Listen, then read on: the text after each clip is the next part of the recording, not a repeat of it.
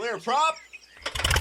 Star 73, Yankee number 2, following twin traffic, 3 mile final, clear Sutton. 1 Charlie Bravo, exit in runway 25, going 4 mile final. This is Behind the Prop with United Flight Systems owner and licensed pilot Bobby Doss and his co-host, Major Airline Captain and designated pilot examiner Wally Mulhern. Now let's go Behind the Prop. What's up, Wally? Hey, Bobby, how are you? I am fantastic. This is a continuation of the show we did last week. This is all about systems in a single-engine trainer, all the planes that we fly to teach in and the planes that you do most of your check rides in. We've talked about it many, many times, but the whole systems conversation is a weak one for general aviation pilots, and hopefully we're going to share some wisdom and some information and really just challenge listeners, I think, to dive in a little bit deeper to Section 7 of their POH and learn more about their systems. I think I asked the same question last week, but how well do students do when you ask systems questions, or applicants do when you ask systems questions? It's all over the place. Obviously, if you pass, you meet the standards. But I think this is all something that we could do a better job with. Understanding. When you pull that yoke back, what are you doing other than making the airplane pitch up if you have enough airspeed? What are you really doing? Are you moving the trim tab? Are you moving the horizontal stabilizer? Are you pulling a cable? What are you doing? And it's not rocket science. I mean, to dovetail off our show from a while back where we actually talked to an astronaut, little airplanes are not rocket science. What are we doing when we do everything? When we flip a switch on, what are we doing? What are we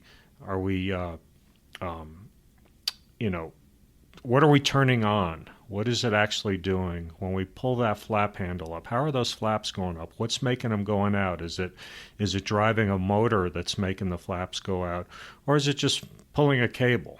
And I think you get into bigger airplanes, the systems become more complex. So it's a building block. So if we start learning the systems in our Warrior or 172 or whatever the small airplane may be, we're setting the groundwork for learning that. Now we're going to learn the systems of the Beech Baron or the Travel Air. Now we're going to learn the systems in a Cessna Caravan. Now we're going to learn the systems in a small jet, and onto a big jet. When we talked to Kevin Ford a while back on the show, The Astronaut, I was asking him about, I says, well, what's ground school like on the space shuttle? And he just kind of laughed. He said because they would spend 2 weeks on each system usually. Wow. And I'm guessing on a space shuttle there's a whole bunch of systems. I would say there are. Yeah. So, of course you get up to space and you don't, your options are limited. So that's why. But, I think we could do a better job in general aviation. You don't think my mechanic would just swing by and fix something in space? I think that you're very limited for sure. Yeah, imagine the bill for that. Yes. So last week we talked a lot about a number of different systems, the flight controls, kind of the airframe in general. We talked a little bit about the flaps and those sorts of things. And then we really just ran out of time because we were talking about even how control locks work and the difference between how you use a seatbelt and a Piper versus a control lock for the yoke. And then bigger planes have more control locks and more removed before flight red tags, right? So this week we're just going to kind of continue the conversation and talk about things. And we've talked a lot about engines in the past. We did a whole show on engines in the past. We talked a lot about engine naming last week, but we talked about fuel and some of those things about fuel and how fuel works. I thought we'd just continue on the list, and we talked a little bit about props. I don't think I spent enough time learning about a prop. You've always talked about how how long yours was when you were a student because you read the POH. But what's the difference at a high level that you, both a professional pilot and an examiner, would expect someone to really understand about props at a commercial level? Well, at a commercial level, you're going to have some complex time or technically advanced time, and so you're going to have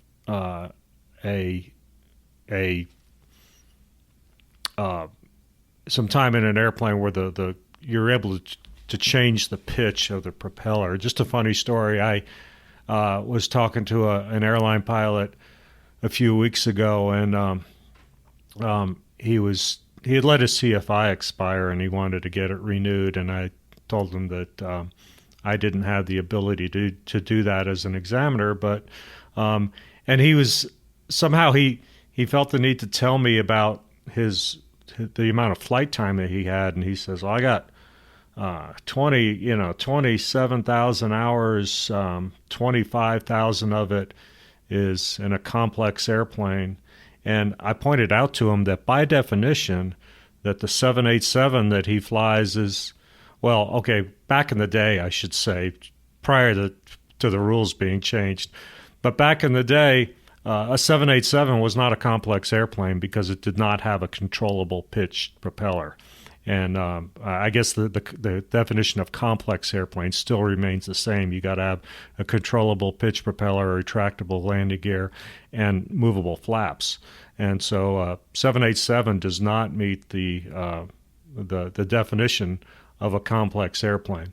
But having said that, I would expect an applicant to understand, in a general sense, the inner workings of a propeller. I remember as a young kid, my father built a lot of model airplanes. I mean, and in my house down in the basement, we had a display case, and in that display case was probably 130, 140 model airplanes. And over in the corner, what we had a model of a rotary airplane engine that had a propeller on it, and the propeller, you could actually change the pitch of the propeller. And this is a big model of an engine. It was probably 14 inches diameter, and the diameter of the prop was probably a little bit longer than that, maybe 16 inches.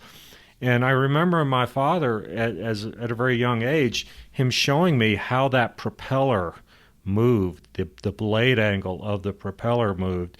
And the way he explained it to me, he said, this is how an airplane changes gears. Just like we shift from first to second to third to fourth gear in a car, this is the way an airplane changes gears, is by changing the angle of the blade of the propeller. And to this day, I've gone all over the internet trying to find that model to build it, because it was a light bulb moment for me. And I don't know how old I was. I was probably 8 to 10 years old when it happened. But I remember going and playing with that model all the time and moving the blade angle of the propeller. And that was my introduction to it. So, I mean, it's a pretty complex system, no pun intended, right? That you now have a prop control on top of the mixture and the throttle. They all look pretty similar, except they're different colors. But it's also, even in a fixed pitch, the prop kind of twists, and that twist is pretty important. And I had a pretty good instructor that walked me through it. And if you also, in conjunction with this podcast, go read Chapter 7 of the Pilot Handbook of Aeronautical Knowledge, there's a few pages on props, and it has a really good dissection of the prop and how really it's the angle of attack by which the blade is striking the air, right, changes throughout that twist, and how much, how thick and how much of that prop is going to hit it. What I find interesting about a fixed pitch prop, it's moving almost 3 times as fast on the outer edge as it is from 10 inches out from the middle of the prop, right? So if you went from the center of the nose cone to 10 inches out, the prop is moving about 130 knots in the circular motion while it makes one revolution. The very tip of the prop is moving almost 400 knots. So it's traveling a much longer, greater distance, but it's still only turning the same RPM count as the other inside part is, right? So the way that blade's designed and made over years and years of testing is so that it works equally both in the middle and at the far tip of the prop, which provides the same amount of actual lift, but it's actual thrust, right? So what moves us through the air. Pretty cool to understand that, but you should understand it. And then if you don't know a lot, you should understand that the prop also can't have much inconsistency because we don't want it to be imbalanced, right? So in a training environment, we want to check, and in a non-training environment, you want to check and make sure there's not any dings or scratches or things that would create something to be unbalanced, or the smallest of crack. You got to think, if there's one thing that takes more force on it than anything on an airplane, it is the prop. You got to think it's pulling 2,000 pounds through the air. It's taking a whole lot of force as it moves us through the air. So you don't want any indentations or any dents or any cracks. It's going to cause a big problem for sure. Yeah, and I think one thing that most of us can probably relate to is a ceiling fan. Just imagine a ceiling fan in your living room. I mean, if you've ever gone in a room and you see a ceiling fan that is just vibrating, uncontrollably, it's because that ceiling fan is unbalanced somehow. And that's what we get if we take a chunk out of a propeller on the surface. It may not look like a big deal, but you take that, the speed at which the tip of that propeller is moving around, and that propeller may be now significantly unbalanced, and unwanted vibration in the air is something that we don't want. Yeah, and I've had like where you could tell a piece of gravel might have jumped up and hit the prop and put a pretty good little ding in the leading edge. Just like you wouldn't want a big ding in the leading edge of your wing, you don't want a ding in the leading edge of your prop. And called my mechanic and very nicely ran down and took a file and filed it off and made it to where it was safe and put a logbook entry in the logbook, and away we go, right? There's tolerances on a prop like everything else in aviation, and they're meant to have those fixes in real time like that for sure. Yeah. And you mentioned this. I mean, I distinctly remember sitting in an aerodynamics class in college, and it was another light bulb moment for me. I mean, the instructor, he never would say wing. It was always airfoil. And then he pointed out that a propeller was nothing more than rotating wings. And I just thought, wow, yeah, okay, it is. There's an angle of attack of the propeller. And so, yeah, you don't want the front of your wing to be dinged, just like you don't want the front of your propeller to be dinged. That's right. They are both just airfoils for sure. Next, I guess we talked about the fuel quite a bit last week, so we'll skip that. We've had an electrical system conversation, but let's dive into some components that I think are misinterpreted or misinformed. I again have a flight school with 15 or so aircraft, varying models of Pipers and Cessnas, very similar, but also have their differences. I think people misinterpret or misclassify a voltmeter and an ammeter. Have you ever seen anybody call a voltmeter an ammeter or an ammeter a voltmeter? And is there a difference, Wally? Oh yeah. There's definitely a difference. A voltmeter is going to measure the voltage on a battery. We go up to any battery and put a voltmeter on it and measure the voltage right now, where an ammeter is basically the way we use it. It's I guess a way of thinking of it is output of the alternator, which is the battery charger. Okay. Yep. We have all these fancy words, but think of the alternator as the battery charger, if you will. So I've had two things. Rewind real quick. You should know what voltage your system is in your aircraft, and I don't think. Oh yeah. I don't think I knew that. Honestly, I don't think I knew that till I owned the flight school, and you're not really taught that. And there were Cessnas that were built, Cessna 172s that were built that are 14 volts, or sometimes referred to as 12 volts. We'll get to that in a second. Some that are 28 volts, or sometimes referred to as 24 volt systems. Pipers, almost all Pipers are 14 volt systems, but you can find it in the very front of your POH, and you should know how many volts you're supposed to have. Jumping back to the ammeter voltmeter conversation, a lot of times we'll have a renter come back inside after they get in the airplane and start it and say the alternator is just not charging it to 0 amps on the amp meter, and there's a reason why it could be 0. It could be right on 0. It's an analog gauge, so it could look like it's right on 0 when it's just above 0, but that just means there's a significant load drawing on that system. Maybe I have all the lights on. Maybe I'm doing my pre-flight, and I've got, I had all my strobes, my nav, my beacon, my radios, all that stuff on. It might not be able to charge faster than it's draining, I guess is what's happening at 0. But if I had a voltmeter, the voltmeter would tell me exactly what's coming out of the alternator. And the difference between 12 and 14 or 24 and 28 is that the alternator puts out a couple extra volts of charge to, I guess, outrun the other voltage that's in the battery, right? So if it's 12 volt battery, the alternator probably is putting out 14 volts. And that way, if you have a voltmeter, what would it tell you? Well, if you got in a plane, started it, and the voltmeter was telling you 12 volts, what would that tell you? Well, it would tell you that it's not being charged at this point.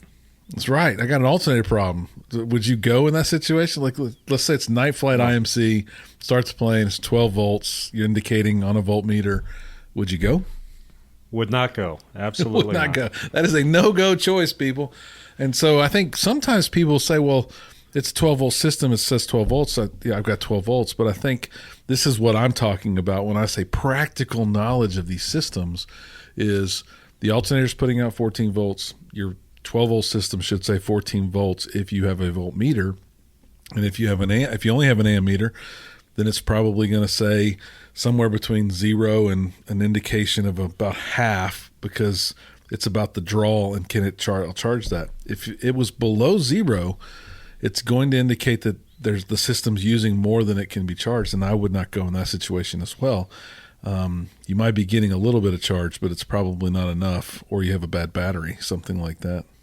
Right. And something I bring up on check rides is that usually as I'm sitting in the room with the applicant, I have my phone and it's dependent on how many check rides I've done that day. A lot of times my phone is plugged in and it's being charged. And the applicant sitting across to me will usually have their phone and it's sitting there on the table. And more times than not, their phone is not being charged. And I will say to them, are you experiencing an alternator failure right now with your phone? And they look at me a little strange. And the point that I'm trying to make is that they are experiencing an alternator failure as we're sitting there because their phone is not being charged. I'll pick up my phone and it's got the little white cord hanging out from underneath going into the wall, and I'll say, is my phone experiencing an alternator failure right now? And then they start to get it and they'll say, oh yeah, I understand. Your phone is not experiencing an alternator failure. I am. And I say, exactly. I said, so we manage, in everyday life, we manage alternator failures. We do it with our telephones, our phones in our pocket. You know, if you're going to be gone away from a power source for 14, 16 hours, we probably need to manage that phone. We need to do something. We need to turn it off or put it in airplane mode or close out some apps or something like that. Turn off the GPS on it to save electricity. So we do this. We do it every day, and we don't even think about it. Yeah, that's a good point on really how you might report a squawk with the electrical system to your flight school or an FBO. You know, that phone might be plugged in and have the cable in the phone, and the phone's not charging. That doesn't mean that the alternator's bad. That means something in that system's bad, which could be the wall plug, it could be the power coming to that plug, could be a wire to that plug. It could be a lot of different things. I think what your flight school wants to know or your FBO wants to know is that I wasn't getting an indication that my alternator was charging, and then they'll go troubleshoot where the loose wire is or what's loose. I think when we did our alternator show, we had a full electrical outage on an aircraft shortly thereafter, and it wasn't the alternator at all. It was the wire on the back of the alternator had come loose, and it just goes to show that it's not always maybe the system, but part of that system that is indicating there's an issue. And with that in mind, if you do, whether it's owner-owned airplane, a rental airplane, or whatever, if you do have a situation like that where you think something's wrong, man, a picture is worth 1,000 words. Snap a picture of it. If it's something that's transient, that's coming and going, take a short video of it and come in and show it to the mechanic or the owner of the airplane. Say, this is what I had, and man, that really helps. It definitely does. And to that point, I guess, but still around the alternator, let's talk about some switches. Like most of these trainers have 3 on-off switches, I'll call it. We've normally got a master switch that also has an alternator switch as part of it. And then we normally have a avionics switch. If you're lucky, you have an avionics switch. What's the difference between the on-off switch and the alternator switch, I guess, Wally? Well, most airplanes are going to have a battery switch. One half of the master switch is the battery switch, and the other half of the switch is the actual alternator itself. And that way we have the ability just to isolate the electrical system. We may have an alternator that is producing too much voltage, maybe or not enough. It's malfunctioning. So we typically have the ability to turn the alternator off, remove the alternator from the electrical system. Now we have a airplane that is being electrically powered just by the battery. And how much battery time do we have? Well, I get a lot of times, you're guaranteed 30 minutes. Well, people, you're not guaranteed anything. You might have 30 minutes. Heck, you might have 2 hours. You might have 10 minutes. I don't know. You have something less than infinity, and you have something more than zero. That's what I can tell you. Now, in a perfect world, you're supposed to have a minimum of 30 minutes. But if we can conserve electricity, you might have more than that. And is it an emergency? Well, it depends. It might be. In IMC conditions, I would say it's an emergency. You need to get the airplane on the ground. VMC conditions, where you're going on a 3-hour flight, it might be in the best interest and it might be safe to continue. There are actually airplanes that don't have electrical systems. We have, older airplanes, Piper Cubs that are flying around. They do not have an electrical system. You have to hand prop the prop to get it going, to get the engine going, and there's nothing in the airplane that's electrical. Yeah, that would be fun to fly and interesting to teach about because most might be shocked how those things work. Yeah.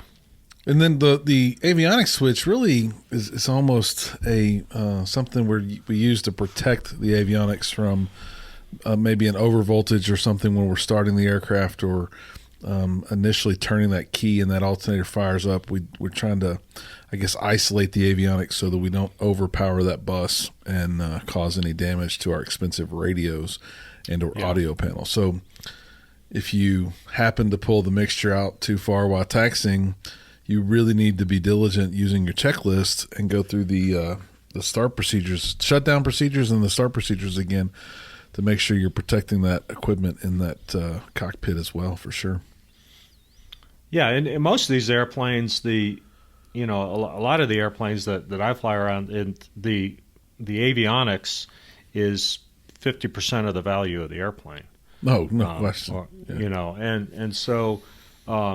In a lot of the airplanes, the procedure for a perceived alternator failure is to reset the alternator. And you do that by turning it off and turning it back on. However, before you do that, most of the airplanes will tell you to turn the avionics master switch off. So if there is some sort of a spike, you won't fry your expensive radios. Yeah. No question. Now, as we're recording this, you misspoke a little bit. The fuel tanks are the most valuable pieces of equipment in an aircraft right now as fuel continues to skyrocket. Absolutely. I saw a little video last night on the social media channels that I watch, and there was a guy packaging little bundles of gas and weighing them as if he was going to sell them like crack cocaine. It was quite comical. Fuel's very expensive right now. Yeah, at our home airport, it went up 75 cents a gallon on March 9th. So a 14% increase in one day. Wow. I saw somebody post a picture, and again, social media, and it's like a husband and a wife, and they're at a desk, they're signing papers, and they say, "We've just closed on our loan to buy gas for the cars." There you go. I hope we don't get to that point. That's going to be worse for sure. Yeah. Let's talk a little bit about lights. These aircraft most of them all have some form of lighting systems. I can think of, we probably have a switch for nav lights. We probably have a switch for anti-collision or strobe lights. We probably have a beacon light bulb. We probably have a taxi light, maybe a landing light, maybe an interior light. That's probably all the lights we have on most of these trainers. The new wave of the future is going to be LED. I love my aircraft with LED lights. If I lose a non-LED light, I'm probably replacing with an LED light. Much more durable, probably lasts forever, and doesn't take near the power to run it, right? So as you talked guarantees on battery a while ago, if you're running a system that's all LEDs, you probably are going to get a lot more out of that battery than if you're running a bunch of incandescent light bulbs all the way around your aircraft as well. Yeah. As we talk about lights, I remember back in my early days of beginning to fly charter, we had the company I worked for had 2 Beechcraft Barons and 1 Beechcraft Duchess.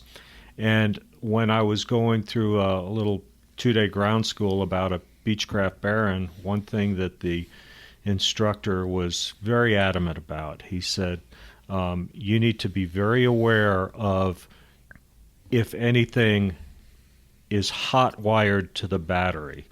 And what he meant is there any system on the airplane that you can turn on and it will come on without the master switch being on? And his point was, in some of these airplanes, they have baggage compartments and they have lights in the baggage compartment. And guess what? Those lights are normally hot wired to the battery. And I ran into this with my Saratoga, a year and a half ago. And we had a dead battery. In the Saratoga. So I got the mechanic to order a new battery. which wasn't cheap, and he installed it and everything, and we went out, and the airplane started up just fine, and life was good. We put the airplane in the hangar, and came back about 10 days later, pulled the airplane out, went to start it, and it would not start. Did you throw the first battery away, Wally? No, but Okay. I did go down to the shop and say to my mechanic, I say, hey, I just spent $800 on a battery and it doesn't work. And so they came down, and the Saratoga is a 12-volt system. We're able to jump start it and get it going. And what we determined was that the airplane, and I didn't even know it, but our airplane does have a baggage light. And guess what? That light was on. The last trip that we flew, we had things in the baggage compartment, and as we pulled it out, somebody inadvertently hit that switch. And so for 10 days, a little bitty light in the baggage compartment drained the battery. So something, that's a light that we normally don't think about as baggage compartment lights, but that was a pretty important lesson. So I've since removed the bulb from the light, so even if we hit the switch, it won't be an issue. Yeah, this interesting read I had lately was an interpretation of a lighting system where if the beacon, if you have beacons and strobes, they can either be independent of one another or they can be one system. And the FAA says if any three of those lights are out, if they're one system, meaning one strobe light or the beacon out, then that can't be flown legally because it's part of the anti-collision in the anti-collision system, right? Whereas if they are separate, you could fly without the strobes because you do have a red flashing beacon light. And some of the newer, I think our 182 has a system that it's all in one. And so if we lose one of those bulbs, we have to replace it before we can fly that aircraft during day or night operations because of that interpretation letter. So That's you need to know your systems, you need to know your aircraft, and you need to know the rules and interpretations of those rules, because that sparked a good debate amongst instructors and maintenance before we found that interpretation letter. And I think there's inconsistency on the naming of lights. We talk about nav lights. Well, the FAA calls them position lights. Anti-collision lights. Well, a beacon.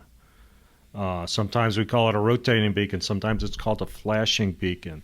That's an anti-collision light. A strobe light is an anti-collision light. Sometimes they're labeled anti-collision. Sometimes they're labeled strobes. Mm-hmm. And it's important to know which switch is controlling which one and which ones you should have on and must have on for legal operations as well during the times that you're flying that aircraft. And in a lot of airplanes, I know for a fact the Pipers, when you turn on some of the position lights, it's Piper's way of saying it must be nighttime. So then the three green gear lights are dimmer because they think it's nighttime.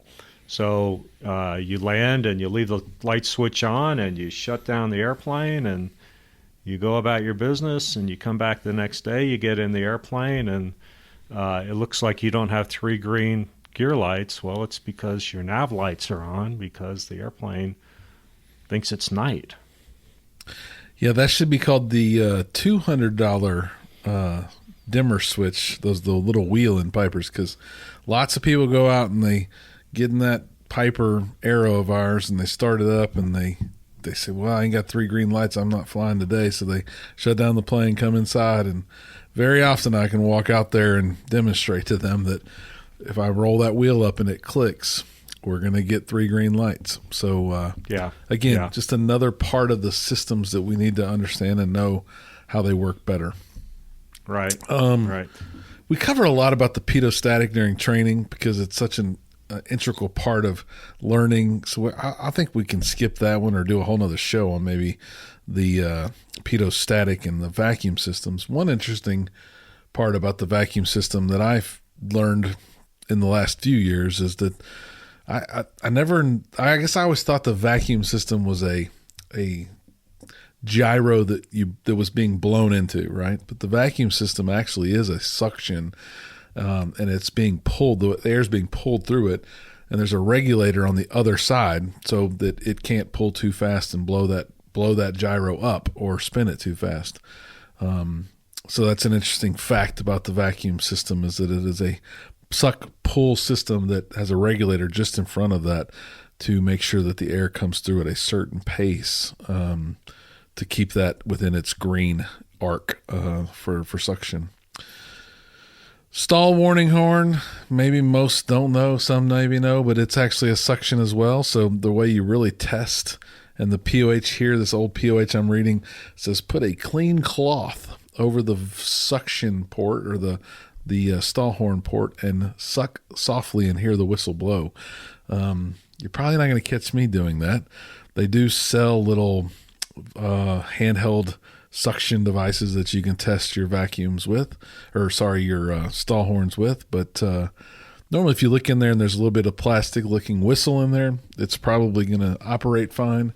But we have had those fail as well and had to have those replaced. So it is the airflow is coming over that wing, creating a vacuum there, and it is actually sucking it to make that stall horn go off. If it's a manual, I guess there are electric that have a switch that you can test as well. Yeah. Any other systems in these single engine small aircraft that we fly, Wally, that you think is just not understood or known well? I mentioned earlier, I think it's maybe the trim tab system. What are you actually moving when you're trimming nose up? Which way are you trimming that? And is that it's kind of graduate level 172, yep. I would say. But that's kind of nice to know. I know flight school that I worked at, my very first CFI job, we had Cessna 150s, and the back of those airplanes just have on the rudder, they have a rudder trim tab, and it's a manual piece of aluminum.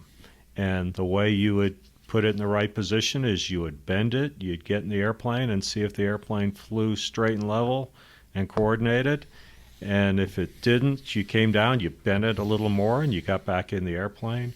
And we used to have students all the time that would, new students, they would go out and they would say, hey, this piece of metal on the back of the rudder was bent, so I just reached up and I bent it back. I fixed it for you. And we would just roll our eyes and think, oh, no, it's going to take another 8 to 10 flights to get that thing in the exact right position, because it's compensating a little bit for some of the inherent turning tendencies of the airplane. Yes, I hate when anybody says they went and bent something to help me. Yeah, that's never really a good thing. Right, for sure. Well, again, another good episode on systems. Hopefully, we're making you better, smarter pilots. These were all on single-engine aircraft that hopefully will benefit the majority of our listeners today. As always, fly safe and stay behind the prop. Thanks for checking out the Behind the Prop podcast. Be sure to click subscribe and check us out online at BehindTheProp.com. Behind the Prop is recorded in Houston, Texas. Creator and host is Bobby Doss. Co-host is Wally Mulhern. The show is for entertainment purposes only and is not meant to replace actual flight instruction. Thanks for listening, and remember, fly safe.